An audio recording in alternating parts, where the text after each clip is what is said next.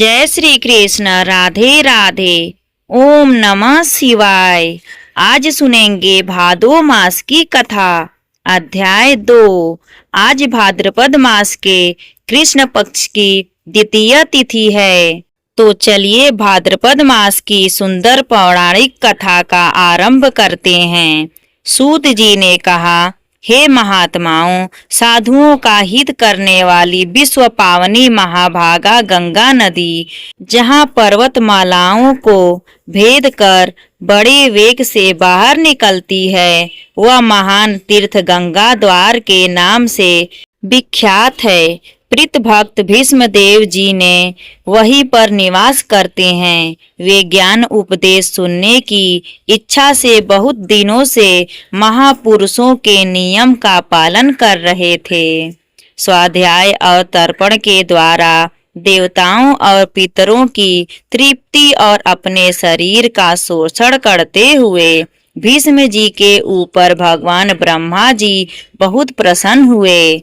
वे अपने पुत्र मुनि श्रेष्ठ पुशल्य जी से इस प्रकार बोले, हे वत्स, तुम कुरु वंश का भार वाहन करने वाले वीरवर देवव्रत के जिन्हें भीष्म भी कहते हैं, उनके पास जाओ, उन्हें तपस्या से निवृत्त करो और इसका कारण भी बताओ। महाभाग भीष्म देव अपनी प्रीतु भक्ति के कारण भगवान का ध्यान करते हुए गंगा द्वार में निवास करते हैं। उनके मन में जो भी कामना हो उसे शीघ्र पूर्ण करो और अब विलंब मत करो, शीघ्र जाओ। पितामह का ऐसा वचन सुनकर मुनिवर पुशल्य जी गंगा द्वार में आए और भीष्म जी से इस प्रकार कहने लगे, हे वीर, तुम्हारा कल्याण हो। तुम्हारे मन में जो इच्छा हो उसके अनुसार कोई वर मांगो। तुम्हारी तपस्या से साक्षात भगवान ब्रह्मा जी प्रसन्न हुए हैं। उन्होंने ही मुझे यहाँ भेजा है। मैं तुम्हें मनोवांछित वर दूंगा। कौशल्य जी का वचन मन और कानों को सुख पहुँचाने वाला था। उसे सुनकर भीष्म देव ने आंखें खोली और देखा कि कौशल्य जी सामने खड़े हैं।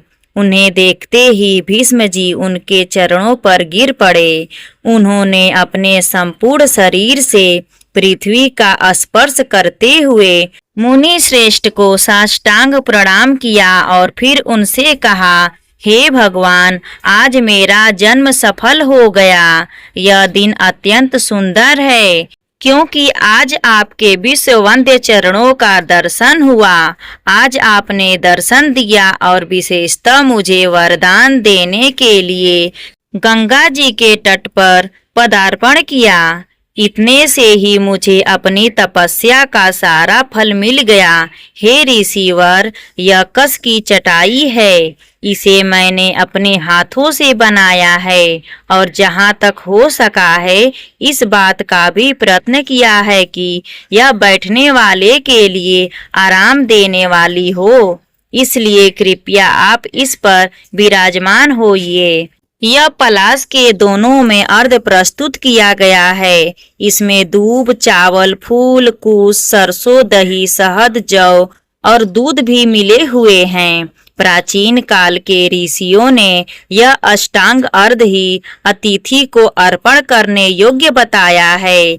अमित तेजस्वी भीष्म के ऐसे वचन सुनकर ब्रह्मा जी के पुत्र पुशल्य मुनि कुशासन पर बैठ गए। उन्होंने बड़ी प्रसन्नता के साथ पाद्य और अर्घ स्वीकार किया। भीष्म जी के शिष्टाचार से उन्हें बड़ा संतोष हुआ और फिर वे प्रसन्न होकर कहने लगे, हे महाभाग, तुम तस्वादी, दानशील और सत्य प्रतिज्ञा राजा हो। तुम्हारे अंदर लज्जा, मैत्री और क्षमा आदि सद्गुण शोभा पा रहे हैं। तुम अपने पराक्रम से शत्रुओं को दमन करने में समर्थ हो और साथ ही धर्म यज्ञ, कृतज्ञ, दयालु, मधुर भाषी, सम्मान के योग्य पुरुषों को सम्मान देने वाले, विद्वान, ब्राह्मण, भक्त और साधुओं पर स्नेह रखने वाले हो। तुम प्रणाम पूर्वक मेरी शरण में आए हो, इसलिए मैं तुम पर प्रसन्न हूँ। तुम जो चाहो पूछो, मैं तुम्हारे प्रत्येक प्रश्न का उत्तर दूंगा। ऋषि के ऐसे वचन सुनकर भीष्म जी ने कहा, हे भगवान, पूर्व काल में भगवान ब्रह्मा जी ने किस स्थान पर रहकर देवताओं आदि की सृष्टि की थी, यह मुझे बताइए। उन महात्मा ने कैसे ऋषियों और देवताओं को उत्पन्न किया, कैसे पृथ्वी बनाई, किस प्रकार आकाश की रचना की, किस प्रकार इन समुद्रों को प्रकट किया, भयंकर पर्वत, वन और नगर कैसे बनाए, मुनियों, प्रजापतियों, श्रेष्ठ सप्त ऋषियों और भिन्न भिन्न वर्णों को, वायु को, गंधर्व, यक्षों, राक्षसों, तीर्थों, नदियों, सूर्य आदि ग्रहों, तारक को भगवान ब्रह्मा ने किस प्रकार से उत्पन्न किया है, इन सभी बातों का कृपया वर्णन कीजिए। यह सुनकर ऋषि पुशल्य जी ने कहा, हे पुरुष श्रेष्ठ, भगवान ब्रह्मा साक्षात परमात्मा हैं। वे पर से भी पर और अत्यंत श्रेष्ठ हैं। उनमें रूप और वर्ण आदि का अभाव है। वे यद्यपि सर्वत्र व्याप्त हैं, फिर भी ब्रह्म रूप से इन विश्व की उत्पत्ति करने के कारण विद्वानों के द्वारा ब्रह्मा कहलाते हैं। उन्होंने पूर्व काल में जिस प्रकार सृष्टि की रचना की, वो मैं सब कुछ बता रहा हूँ, अब उसे ध्यान से सुनो। सृष्टि के प्रारंभ काल में जब जगत के स्वामी ब्रह्मा जी कमल के आसन से उठे, तब सबने पहले उन्होंने महत तत्व को प्रकट किया। फिर महत तत्व से वैकारिक यानी कि सात्विक, तेजस यानी कि राजस और भूत आदि रूप, तामस, तीन प्रकार का अहंकार उत्पन्न हुआ, जो कर्मेंद्रियों के साथ पांचों ज्ञानेंद्रियों और पंचाभूतों का कारण है। पृथ्वी, जल, तेज, वायु और आकाश, यह पांच भूत है। इनमें से एक एक के स्वरूप का क्रमशः वर्णन करता हूँ। भूत आदि नामक तामस अहंकार ने विकृत होकर शब्द तन मात्रा को उत्पन्न किया। उससे शब्द गुण वाले आकाश का प्रादुर्भाव हुआ। भूत आदि तामस अहंकार ने शब्द तन मात्रा रूप आकाश को सभी ओर से आच्छादित किया और तब शब्द तन मात्रा रूप आकाश ने विकृत होकर स्पर्श तन मात्रा की रचना की। उसे अत्यंत बलवान वायु का प्राकट्य हुआ, जिसका गुण स्पर्श माना गया। उसके बाद आकाश से आच्छादित होने पर वायु तत्व में विकार आया और उसने रूप तन मात्रा की सृष्टि की। वह वायु से अग्नि के रूप में प्रकट हुई। रूप उसका गुण कहलाता है। उसके बाद स्पर्श तन मात्रा वाले वायु ने रूप तन मात्रा वाले तेज को सभी ओर से आवृत किया। इससे अग्नि तत्व ने विकार को प्राप्त होकर रस तन मात्रा को उत्पन्न किया। उससे जल की उत्पत्ति हुई, जिसका गुण रस माना गया है। फिर रूप तन मात्रा वाले तेज ने रस तन मात्रा रूप जल तत्व को सभी ओर से आच्छादित किया। इससे विकृत होकर जल तत्व ने गंध तन मात्रा की सृष्टि की और उससे यह पृथ्वी उत्पन्न हुई। पृथ्वी का गुण गंध माना गया है। इंद्रिया तेजस कहलाती है, क्योंकि वे राजस अहंकार से प्रकट हुई है। इंद्रियों के अनिष्ठता 10 देवताओं वैकारिक कहे गए हैं, क्योंकि उनकी उत्पत्ति सात्विक अहंकार से हुई है। और इस प्रकार इंद्रियों के अनिष्ठता 10 देवता और 11वां मन है। यह वैकारिक माने गए हैं। त्वचा, चक्षु, नासिका, जिह्वा और श्रोत या 5 इंद्रिया शब्द आदि विषयों का अनुभव कराने के लिए साधन है। अतः इन पांचों को बुद्धि युक्त अर्थात ज्ञानेंद्रिय कहते हैं।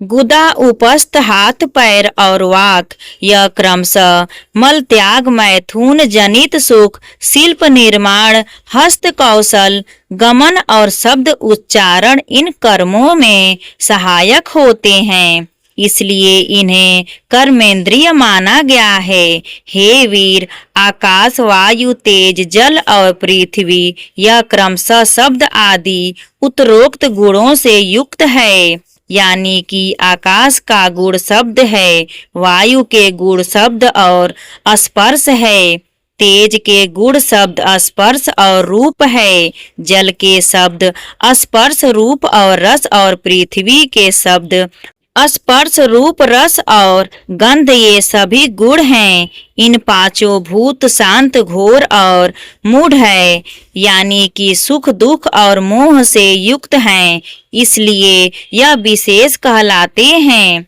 यह पांचों भूत अलग अलग रहने पर भिन्न भिन्न प्रकार की शक्तियों से संपन्न है, इसलिए परस्पर संगठित हुए बिना, पूर्णतया मिले बिना यह प्रजा की सृष्टि करने में समर्थ नहीं हो सकते, और इसलिए परम पुरुष परमात्मा ने संकल्प के द्वारा इनमें प्रवेश किया था और फिर मह तत्व लेकर विशेष प्रयत्न सभी तत्व पुरुष द्वारा अधिष्ठित होने के कारण पूर्ण रूप से एकत्व को प्राप्त हुए। इस प्रकार परस्पर मिलकर और एक दूसरे का आश्रय लेकर उन्होंने अंड की उत्पत्ति की। हे भीष्म जी, उस अंड में ही पर्वत और दिव्य आदि के साथ समुद्र, ग्रहों और ताराओं सहित संपूर्ण लोक और देवता, असुर और मनुष्य सहित समस्त प्राणी उत्पन्न हुई है। वह अंड पूर्व की अपेक्षा 10 गुने अधिक जल, अग्नि, वायु, आकाश और भूत आदि अर्थात तामस अहंकार से आवृत है। वह भूत आदि महातत्व से घिरा है और इन सब के सहित महातत्व भी अव्यक्त प्रधान या मूल प्रकृति के द्वारा आवृत है। भगवान विष्णु स्वयं ही ब्रह्मा होकर संसार की सृष्टि में प्रवृत्त होते हैं और जब तक कल्प की स्थिति बनी रहती है तब तक वे ही युग युग में अवतार धारण करके समुच्चय सृष्टि की रक्षा करते हैं। वे भगवान विष्णु सत्य गुण धारण किए रहते हैं और उनके पराक्रम की कोई सीमा नहीं है। हे राजेंद्र, जब कल्प का अंत होता है तब वे ही अपना तुम प्रधान रौद्र रूप धारण करते हैं और अत्यंत भयानक आकार धारण करके संपूर्ण प्राणियों का संहार करते हैं और इस प्रकार सभी भूतों का नाश करके संसार को एक कारण व के जल में निमग्न करके वे सर्वरूपधारी परम भगवान स्वयं शेष नाग की शैया पर शयन करते हैं।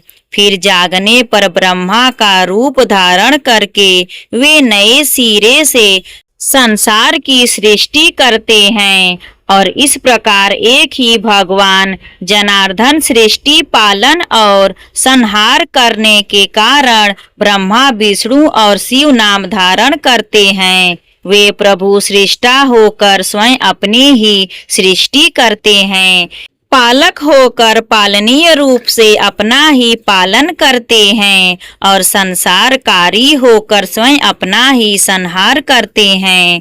अविनाशी भगवान विष्णु ही सभी भूतों के ईश्वर और विश्वरूप हैं, इसलिए प्राणियों में स्थित सर्ग आदि भी उन्हीं के सहायक है। इतना कहकर पुशल्य जी अब आगे ब्रह्मा जी के विषय में और विस्तार से बताएंगे। उनकी आयु कितनी होती है, उनके युग आदि का कालमान क्या है और भगवान वराह द्वारा किस प्रकार से पृथ्वी को रसातल से उद्धार किया जाता है, इन सब की कथा का श्रवण करेंगे। भाद्रपद मास कथा अध्याय 3 में यहाँ पर भाद्रपद मास कथा अध्याय 2 समाप्त होती है। प्रेम से बोलिए जय श्री कृष्ण हरि। ओम नमः शिवाय। माता पार्वती की जय।